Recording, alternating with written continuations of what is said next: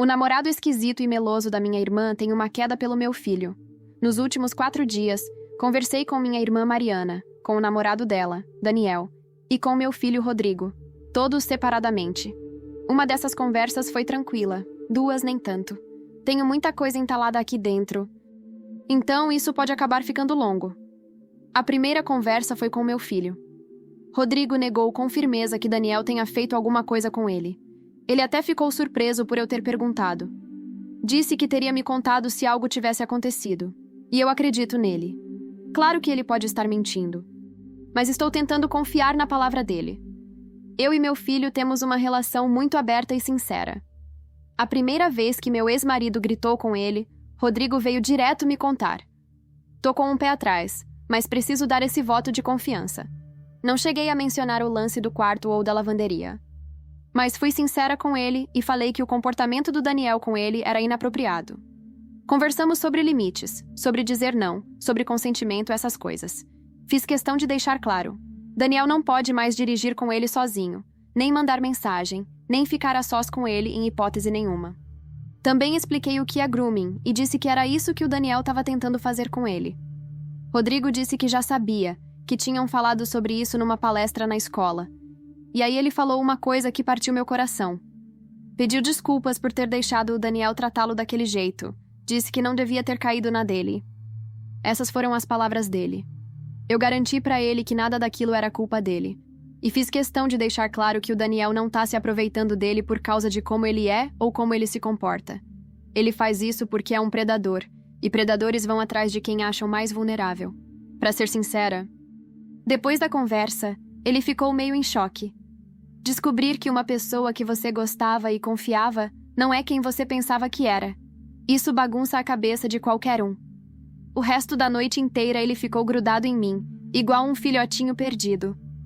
Aquilo partiu meu coração, sim, mas eu não quero que ele tenha uma falsa sensação de segurança perto do Daniel.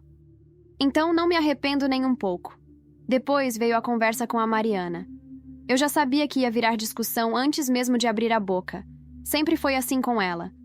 Minha irmã é gentil, mas não é bondosa. Ela até te acolhe se você estiver na rua, mas depois esfrega isso na sua cara se você contrariar ela. Eu já sabia onde estava me metendo. Mas precisava ter essa conversa.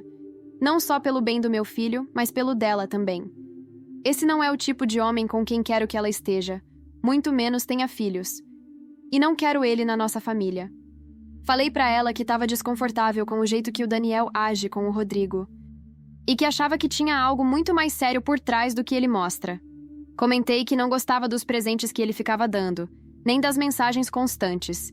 E mencionei os episódios do quarto e da lavanderia. Como eu já imaginava, ela ficou mais ofendida por eu estar acusando o namorado dela de estar aliciando meu filho do que preocupada com os fatos. Ela não viu aquilo como prova de nada. Você sabe quantas meias e cuecas eu já perdi na lavanderia? Devem estar presas no tambor da máquina. Foi isso que ela disse. E quanto mais eu tentava explicar, mais na defensiva ela ficava. Ela acha que eu sou paranoica, basicamente. Disse que toda vez que minha vida começa a dar certo, um teto sobre a cabeça, comida na geladeira, um trabalho fixo, eu mesma dou um jeito de estragar tudo, porque no fundo acho que não mereço ser feliz. Que ela tenta me ajudar sempre, mas que eu acabo apunhalando ela pelas costas, como estou fazendo agora. Então, ela não acreditou em mim. Ok, direito dela. Falei que não ia ficar na casa dela por muito mais tempo e que não queria mais o Daniel perto do meu filho. Que a gente ia ficar na nossa até irmos embora. Ela ainda deixou a gente ficar, surpreendentemente. Mas disse que estava aliviada por ver a gente indo embora. Jurou de pés juntos que o Daniel nunca machucaria o Rodrigo e que estava triste por ver a relação deles arruinada por uma acusação sem provas concretas. Disse que eu não devia deixar meu comportamento autodestrutivo e minha paranoia bipolar atrapalharem a vida dos outros, e que era bom eu não sair por aí chamando o namorado dela de predador mais uma vez. Ela continuou jogando a culpa em mim, então eu encerrei ali. Ah, e ainda disse que quer que eu reembolse ela pelas roupas e pelas compras do mercado. Porque aparentemente estamos esvaziando a despensa com tanta comida. Sim, um garoto de 8ª série no meio de um estirão de crescimento come bastante. Que novidade, né? Mas eu pedi desculpas e disse que daqui pra frente vou comprar a comida só pra mim e pro Rodrigo. O Daniel voltou do retiro da igreja na sexta de manhã. E foi aí que eu fui tirar satisfação com ele. Eu estava muito brava, então não aliviei. Ele ficou meio perdido com a minha raiva, mas assim que entendeu do que se tratava, o jeito dele mudou. Vamos sentar, vamos conversar, ele repetia. Mas quem estava nervoso era ele. Parecia que ia ter um colapso de ansiedade. Eu mantive a calma. Perguntei por que ele estava no quarto do meu filho no meio da noite com a porta fechada. Ele deu a mesma desculpa de sempre, que estava procurando o celular dele. Aí perguntei por que ele não podia ter feito isso de manhã. Após a intensa discussão com minha irmã Mariana e o confronto direto com Daniel, senti que era hora de agir. Meu filho, Rodrigo, estava cada vez mais retraído, e eu não podia permitir que aquele ambiente tóxico continuasse a afetá-lo.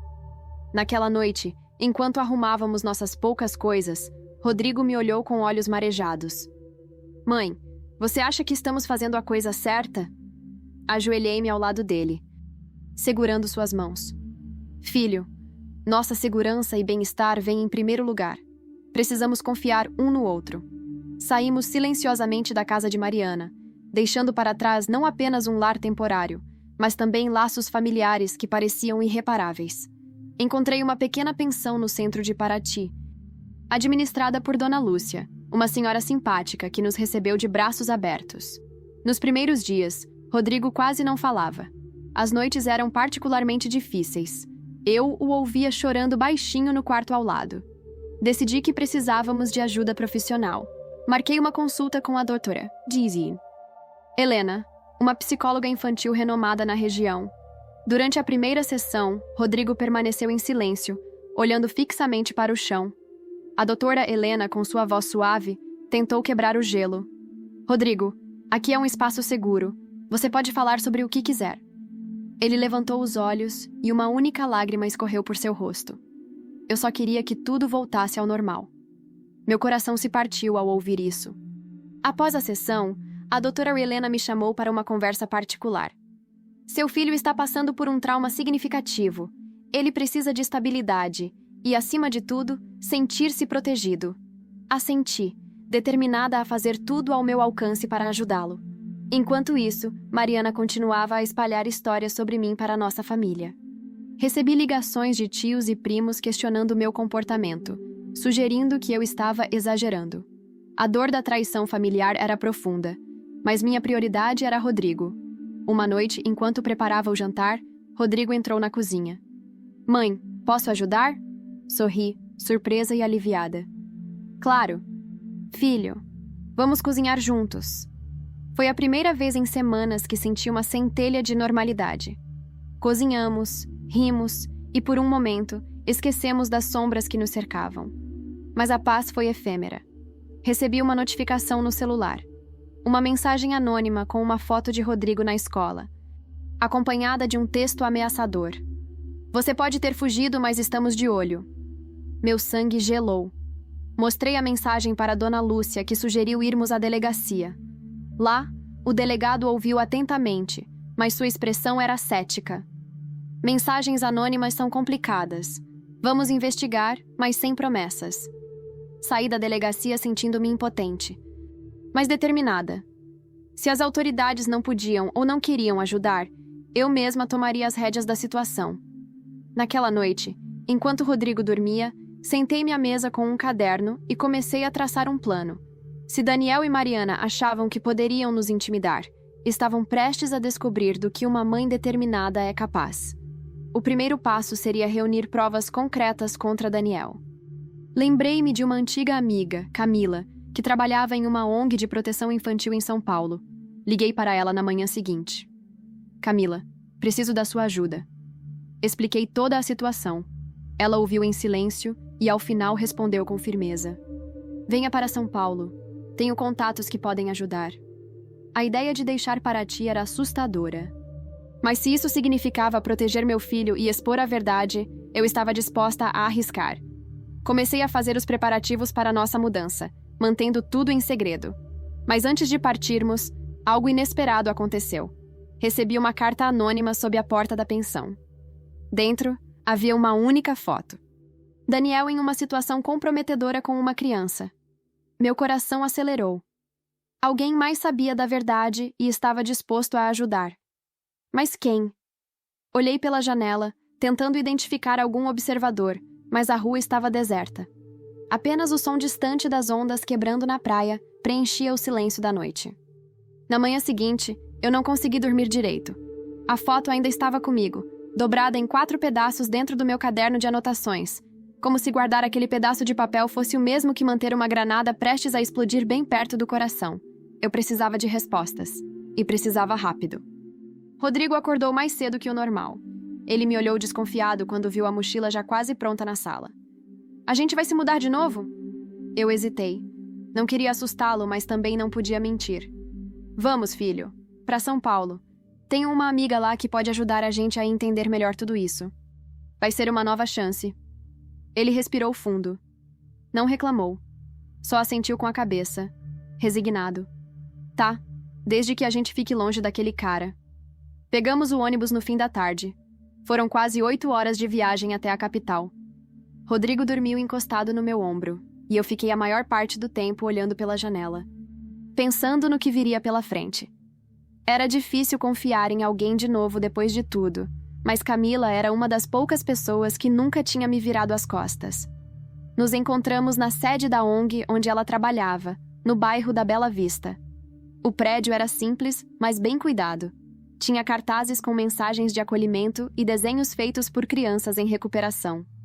Era o tipo de lugar onde a dor tinha um nome, mas também tinha voz. Camila me abraçou como se eu fosse família. Na verdade, éramos, de certa forma. Passamos anos nos protegendo uma da outra quando éramos adolescentes. Ela da mãe abusiva, eu do silêncio que me comia por dentro. "Tô orgulhosa de você", ela disse. "Mesmo sem apoio, você não ficou quieta." Mostrei a foto. Ela examinou com cuidado, depois foi até uma sala nos fundos e chamou uma mulher de expressão firme. A doutora Valéria, advogada especializada em crimes contra menores. "A imagem é forte, mas precisamos de mais", disse Valéria. "Se conseguirmos encontrar essa criança, se ela falar, a coisa muda de figura." Foi então que Camila puxou o celular. Ela digitou algo e virou a tela para mim. "E se eu te disser que essa criança pode estar mais perto do que a gente imagina?" Era uma postagem de um fórum fechado, onde mães denunciavam situações parecidas com a que eu vivi. Uma delas, Ana Paula, dizia que o namorado da irmã insistia em presentear seu filho com jogos e que ele aparecia em lugares inesperados, como o caminho da escola. Camila mandou uma mensagem para ela ali na hora. E, para nossa surpresa, Ana Paula respondeu quase de imediato, marcando de conversar com a gente no dia seguinte. Ela morava em Osasco.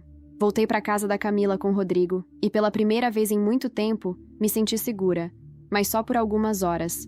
Por volta das 23h, o celular de Camila tocou. Era um número desconhecido. Ela atendeu. "Alô?" Segundos depois, ela me olhou assustada e colocou no viva voz. Uma voz masculina. Pausada e gelada, falou: "Vocês estão brincando com fogo. Não se mete no que não é da sua conta, Camila. Tem gente que desaparece por muito menos. A ligação caiu antes que pudéssemos dizer qualquer coisa." Rodrigo, que ouvia da porta do quarto, ficou branco. "É ele, mãe? É o Daniel?" Não respondi. Porque no fundo eu sabia que sim. Na manhã seguinte, fomos ao encontro com Ana Paula. Ela nos recebeu num café simples, tremendo de ansiedade. Trazia um pendrive pendurado no pescoço. "Isso aqui", ela disse, entregando para Camila, "é tudo que consegui esconder. Mensagens, áudios, até uma filmagem da câmera do prédio. O nome dele é Daniel, né?" Assenti. Ela fechou os olhos. Eu sabia. Eu senti. As provas eram fortes. Fortes o bastante para abrir um inquérito. Valéria começou os trâmites ainda naquela semana, mas pediu segredo absoluto. Disse que uma denúncia pública prematura podia dar tempo para ele fugir. Ou pior, apagar as pistas. Nesse meio tempo, Mariana reapareceu. Me mandou uma mensagem fria. "Acha mesmo que alguém vai acreditar em você? Eu vou processar você por calúnia, sua desequilibrada." Mas aí, algo aconteceu. Um dos jornalistas que fazia parte do podcast que contou minha história mandou uma mensagem pedindo para se encontrar comigo. Disse que havia descoberto algo grande. Algo que podia mudar tudo. Nos encontramos na Praça Roosevelt. Ele me entregou um envelope com documentos que, segundo ele, vieram de uma fonte anônima. Extratos bancários, conversas arquivadas, movimentações suspeitas em uma instituição de ensino particular em que Daniel dava palestras sobre comportamento e cidadania. E o mais chocante de tudo, uma planilha com nomes. Muitos nomes. Crianças, idades, escolas. Isso não é só sobre seu filho, ele disse. É muito maior do que você imaginava. Eu saí de lá com as mãos tremendo, mas com uma certeza. Agora eu não ia mais parar. Eu ia até o fim. Naquela noite, enquanto Rodrigo dormia no sofá da Camila, eu abri o envelope de novo, página por página. Quando vi o último nome da lista, senti meu estômago virar. Era o nome do filho da Mariana. No instante em que vi o nome do filho da Mariana naquela planilha, uma sensação que eu não conseguia nomear me percorreu o corpo. Era uma mistura de pânico, nojo e raiva. O que antes era apenas uma suspeita terrível, agora era uma evidência monstruosa. Gabriel. O sobrinho que eu via correndo pela casa, com o uniforme da escola amarrotado e as bochechas vermelhas de tanto brincar. O mesmo que Daniel costumava brincar de pegar pela casa enquanto Mariana ria como se tudo fosse normal. Eu precisava falar com ela. Mas pela primeira vez não era por mim, era por ele. Mesmo depois de tudo o que ela me disse, mesmo depois de me humilhar, eu não podia ignorar que havia uma criança em risco. E dessa vez, uma que talvez ainda não tivesse percebido. Liguei e ela não atendeu. Mandei mensagem. Nada. Só visualizou e ignorou. Respirei fundo, peguei o celular e disquei o número do Tiago, o pai do Gabriel, meu ex-cunhado, que Mariana vivia chamando de omisso. Ele atendeu no terceiro toque. Oi, é a irmã da Mariana, a mãe do Rodrigo. Silêncio por um momento. E então? Aconteceu alguma coisa? Aconteceu. E eu preciso que você me escute, Tiago. Agora. Nos encontramos num café perto do Largo do Arouche. Ele estava abatido, cansado, como se tivesse perdido uma luta sem nem saber que estava lutando. Mostrei os documentos. Ele leu cada linha, apertando os olhos como se quisesse que fosse mentira. Eu sempre desconfiei desse cara, ele murmurou. Mas nunca pensei que fosse algo assim. A Mariana dizia que eu era louco, ciumento. Você precisa tirar o Gabriel de perto dele. Hoje. Agora. Antes que seja tarde. Ele assentiu, o olhar fixo em algum ponto invisível. Se isso tudo for verdade, eu juro por Deus, eu destruo esse desgraçado. Enquanto ele saía, ligando para um advogado, eu sabia que tinha jogado uma bomba em cima da cabeça da minha irmã. Mas eu também sabia que era a única coisa certa a se fazer. No dia seguinte, Mariana apareceu no meu endereço em São Paulo. Invadiu a casa da Camila como um furacão, com o cabelo preso de qualquer jeito e os olhos arregalados de fúria. Você fez o quê? Ela gritou assim que me viu. Você entregou meu filho para aqueles homens? Pro Tiago? Você tá maluca? Mariana, eu te avisei, eu tentei te proteger, mas você preferiu defender aquele monstro. Agora tem provas. Agora o jogo virou. Provas de quê? Aquela planilha? Você acha que isso é suficiente? Isso pode ter sido forjado. Você vai destruir a vida do Daniel e da nossa família por causa de um print? Mariana, o nome do seu filho estava lá. Ela ficou em silêncio por alguns segundos. Os olhos brilharam. E pela primeira vez, eu vi uma rachadura na armadura. Algo dentro dela estalou. Isso não pode ser verdade. Ele me ama. Ele ama o Gabriel. Ele me prometeu.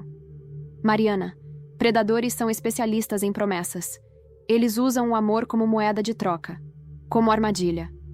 Ela caiu sentada no sofá. As mãos tremiam. Camila chegou com um copo d'água. Mas Mariana não pegou. Não conseguia falar. Eu me aproximei, devagar, e coloquei a mão no ombro dela. Eu não tô aqui pra te machucar. Tô aqui pra impedir que mais ninguém se machuque. Nesse mesmo dia, o inquérito foi oficialmente aberto. As provas entregues por Ana Paula, os áudios, os nomes da planilha, tudo foi encaminhado. O Ministério Público começou a mover o processo com base nas denúncias reunidas. Daniel foi intimado a prestar depoimento, mas antes mesmo de comparecer, ele sumiu. A notícia chegou numa tarde abafada, Camila entrou correndo em casa, o celular na mão. Ele desapareceu, ela disse. A polícia esteve na casa dele. Nada.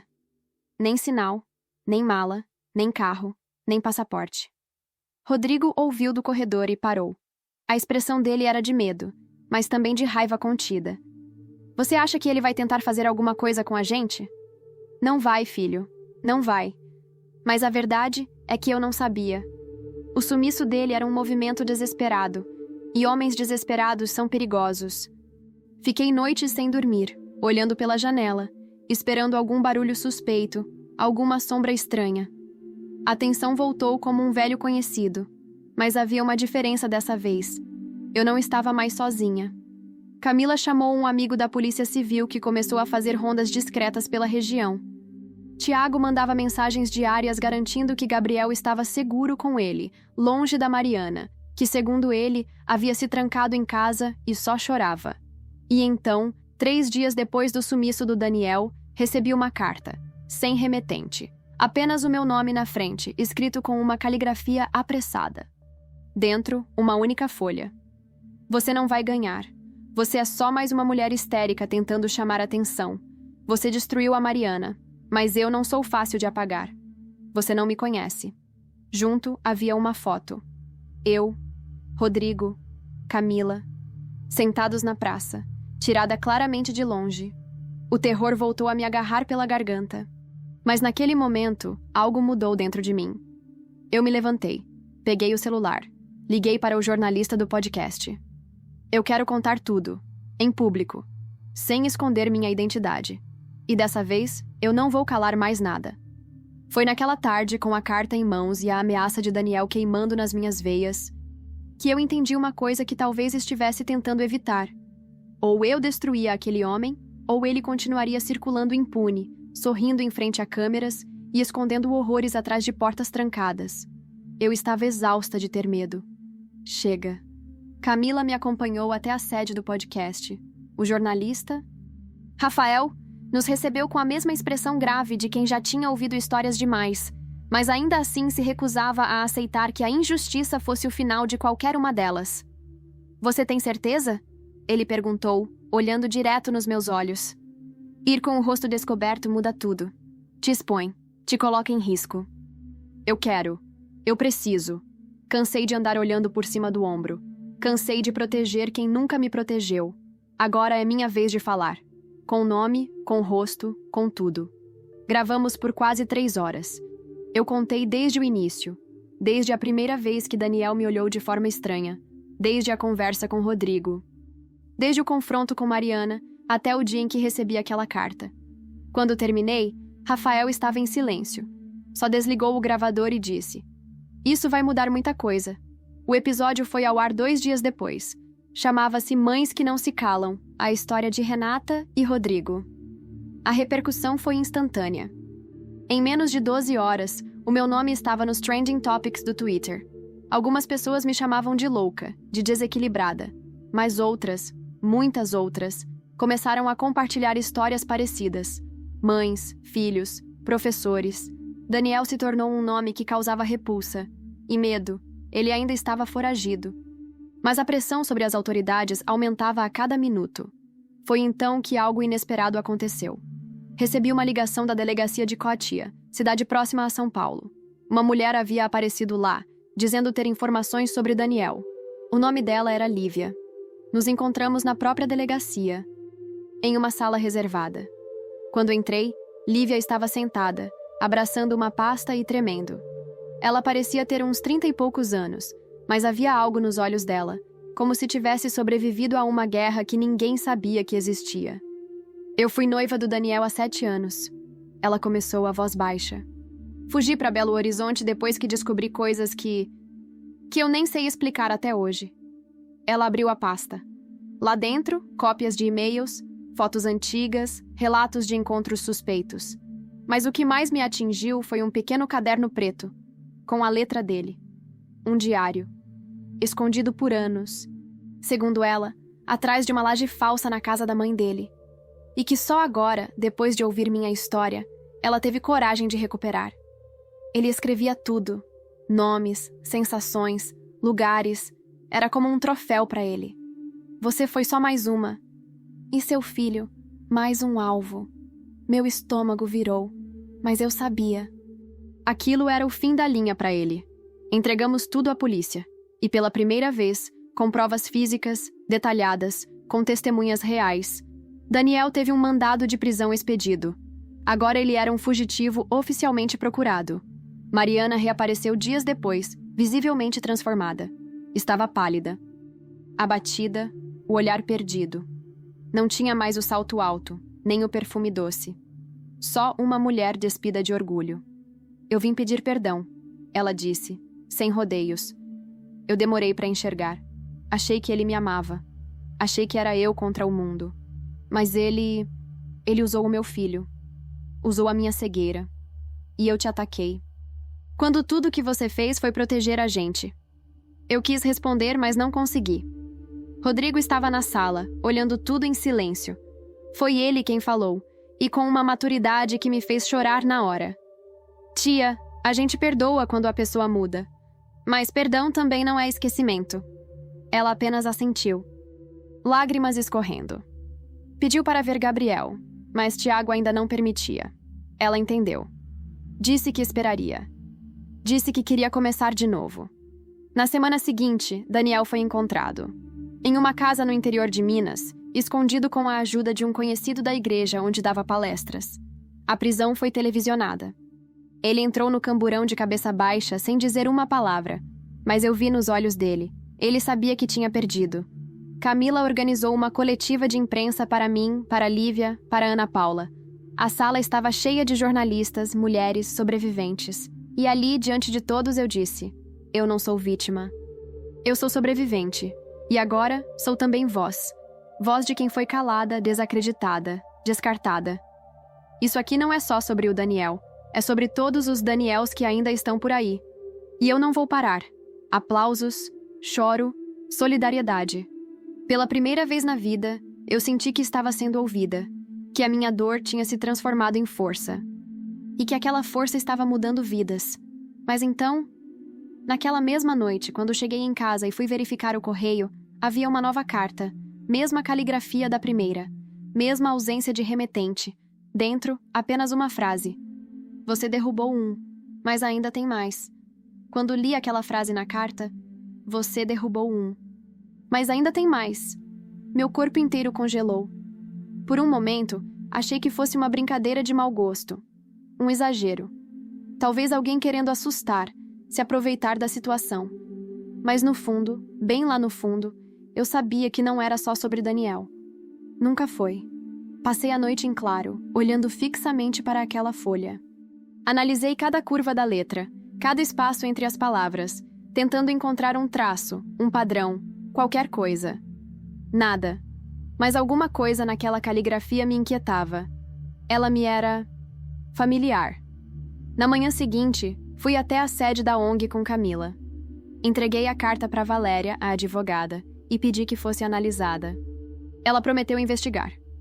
Mas enquanto isso, eu não consegui evitar de mergulhar nas lembranças. Em tudo o que deixei guardado durante anos, inclusive em memórias que nunca quis revisitar. Voltei para a casa da Camila e fui direto para o armário onde guardava a caixa azul. Uma caixa de sapato antiga, encapada com tecido, onde eu escondia as poucas coisas que consegui salvar do meu passado com meu ex-marido, o pai do Rodrigo. Jorge. Abri a caixa. Ali dentro estavam fotos, bilhetes, cartas que ele me escrevia nos raros momentos em que se sentia culpado depois de gritar comigo. Rodrigo era pequeno. Devia ter uns 3 anos quando tudo começou a piorar de verdade. Gritos, portas batendo, desculpas falsas, silêncios que duravam dias. Eu fugi e nunca mais quis olhar para trás. Mas naquele momento, não era questão de querer. Era preciso. Puxei uma das cartas. Minhas mãos gelaram. A caligrafia, a curva do R. O jeito do D era idêntica à da carta que recebi agora. Chamei Camila. Você tá me dizendo que essa carta pode ter sido escrita pelo seu ex? Sim, eu acho que é o Jorge. Mas por quê? Ele nunca se envolveu com Daniel, né? Não diretamente. Mas agora eu tô me perguntando se eles têm algo em comum. Ou alguém em comum. Pedi para Valéria verificar se Jorge tinha algum tipo de histórico. Não foi difícil. Ela tinha contatos, acesso a bancos de dados judiciais. 2 horas depois, ela me ligou. Renata, a gente encontrou uma coisa. Jorge tinha um processo arquivado. Denúncia anônima. O ano era 2016. A escola de Rodrigo. A denúncia? Comportamento inadequado com uma menor de idade durante uma reunião da APM. Meu estômago virou. Eu nunca soube disso. Nunca. Ou talvez soube e bloqueei, porque encarar isso seria como admitir que eu coloquei meu filho em risco 2 vezes. Valéria foi além. Descobriu que Jorge participou de encontros religiosos promovidos por uma instituição ligada à mesma igreja onde Daniel atuava. Era tudo parte de um grupo maior, supostamente voltado à reeducação emocional de homens, mas que na prática abrigava conexões perigosas. Comecei a ligar os pontos. Daniel, Jorge, o desaparecimento rápido, a proteção que Daniel recebia. E então me veio um estalo. Mariana sabia. Camila me olhou, confusa. Sabia do quê? Ela sabia que o Jorge tinha sido denunciado naquela época. Foi ela que me ajudou a mudar de casa, lembra? Ela foi quem guardou os papéis, quem levou Rodrigo para a escola no dia seguinte. Ela nunca me contou nada disso. E agora eu acho que... ela foi cúmplice, mesmo que sem querer. Voltei a procurar Mariana. Encontrei-a numa clínica de reabilitação emocional que Tiago havia pago. Ela estava em tratamento, finalmente enfrentando o luto da própria ilusão. Ela me recebeu com os olhos baixos. Não tentou se defender. Só disse: eu sabia. Li o papel na época. Vi que Jorge tinha sido denunciado. Mas achei que era alguém querendo te sabotar. Sei lá, tua vida já estava tão bagunçada e eu estava cansada de ser teu escudo. Então escondi. Não achei que era sério. E agora? Agora eu tô pagando, né? Sozinha. Sem meu filho, sem minha irmã, sem ninguém. Eu não respondi. Ela precisava daquele silêncio. Nos dias seguintes, a polícia começou a investigar o grupo religioso. Descobriram que Daniel e Jorge faziam parte de uma rede de proteção que envolvia pastores, políticos e empresários. Uma rede que acobertava comportamentos doentios com discursos de redenção espiritual. Rodrigo percebeu que algo estava diferente. Ele me chamou no quarto, um dia à noite. Mãe, você tá estranha? Tá parecendo que tem mais coisa acontecendo, mas não quer me falar. Sentei na beira da cama dele. Tem, filho. Tem mais coisas sim. Coisas que nem eu sabia. Mas eu prometo uma coisa. Dessa vez, a gente vai até o fim, juntos. A gente vai ficar bem? A gente já tá ficando. No fim daquela semana, recebi uma ligação inesperada. A diretora da escola onde Rodrigo estudava em Paraty. A voz dela estava tensa. Renata, a gente recebeu uma carta anônima aqui, direcionada para o Rodrigo. Era perturbadora e vinha com uma chave de um armário no colégio. Que tipo de armário? É isso que estamos tentando entender, porque a chave é de um armário antigo, que estava lacrado há anos. E lá dentro, encontramos algo que, bem, acho que você precisa ver. Na hora, eu soube. Não era só sobre Daniel, nem só sobre Jorge. Era sobre uma teia maior, mais escura, mais profunda do que eu jamais imaginei. Voltei para Paraty na manhã seguinte, com Rodrigo ao meu lado e o coração batendo tão forte que parecia ecoar dentro do carro. A cidade estava igual, com suas ruas de pedra e aquele cheiro de maresia no ar. Mas para mim, tudo ali tinha um gosto diferente agora. Um gosto de passado escancarado. Fui direto à escola. A diretora nos esperava com os olhos baixos e um envelope na mão. Me levou até uma sala no fundo do prédio, onde ficava o antigo almoxarifado, agora desativado. Lá dentro, entre prateleiras vazias e poeira acumulada, havia um armário de ferro azul. Ela apontou para a fechadura. A chave abre aqui. Rodrigo ficou atrás de mim, silencioso. Eu coloquei a chave. Girei. E quando a porta rangeu e se abriu, eu desejei não ter visto. Ali dentro havia fotos. Muitas. Cartas. Bilhetes. Alguns com datas que batiam com os anos em que Jorge ainda era presente na vida do Rodrigo. Outros, ainda mais antigos. Nomes de outras crianças. Relatórios. Diários. era um arquivo particular de horrores. Mas no fundo do armário, embrulhado num plástico preto, estava o que mais me chocou. Um álbum de fotos, com o nome de Daniel na capa. Ali dentro estavam rostos, crianças, homens, datas, locais. Era um catálogo, uma rede. E ali ficou claro, Daniel e Jorge não agiam sozinhos. Eles eram parte de algo muito maior, muito mais organizado. E alguém os protegia. Alguém com poder. Alguém dentro daquela própria escola. A diretora tremia. Eu vi nos olhos dela. Quem mais tem acesso a esse lugar? Perguntei, tentando conter a revolta. Só o ex-vice-diretor, o Sérgio. Mas ele pediu demissão no mês passado. Foi embora da cidade. Claro, fuga. Mais um elo da corrente cortado antes que fosse descoberto. Voltei a São Paulo com tudo que encontrei. Entreguei à polícia, ao Ministério Público, ao jornalista. E desta vez, o escândalo foi nacional. Rede de exploração infantil envolvendo educadores, líderes religiosos e empresários do Sudeste é descoberta por denúncia de mãe em Paraty. Rodrigo me olhava com mais respeito do que nunca. Ele já não era mais o garoto assustado que agarrava minha mão à noite. Agora, ele caminhava ao meu lado, erguido. Você salvou mais do que a mim, mãe. Salvou um monte de gente. E talvez pela primeira vez na vida, eu acreditei nisso. E os desfechos vieram. Todos. Um por um. Daniel, condenado a 38 anos de prisão após novas vítimas se apresentarem. Ele tentou negociar.